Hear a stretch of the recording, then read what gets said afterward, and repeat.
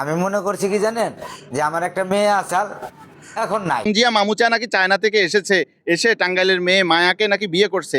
এখন তো শুনতেছি যে চট্টগ্রাম খাগড়াছড়ির চাকমা মিথুন বর্মা টাঙ্গাইলের মেয়ে মায়া বহুত স্বপ্ন দেখছে, চায়না যাবে, চায়না গিয়ে চিংচাং কথা বলবে, চায়না ভাত খাবে, চায়নার সাথে ঘর সংসার করবে।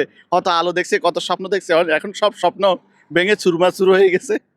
আমি মনে করছি কি জানেন, যে আমার একটা মেয়ে আসাল এখন নাই। তো পরে মেয়ের একদিন বাবাও কয় যে এখন আমি তোমার অস্বীকার লাইক করতেছে। করি, পছন্দ করি, তোমাকে আমি বিয়ে করতে চাই। পরে আমি তার নাম বলছি হচ্ছে যে আমার বিয়ে চংজিয়া করতে হলে মামুচা। তো বাংলাদেশ আসতে হবে। চংজিয়া মামুচা যে ধরে একটা কট খাওয়াইয়ে দিছে, বুঝছেন।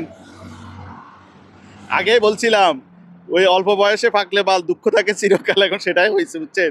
মেয়ে পড়ে ক্লাস 9-এ, ওই উইচ্যাট চায়নার একটা সফটওয়্যার দিয়ে তার সাথে সম্পর্ক করছে। এখন শুনি দুইজনে বিপিএন দিয়ে ওই সেভাবেই কট খাইছে।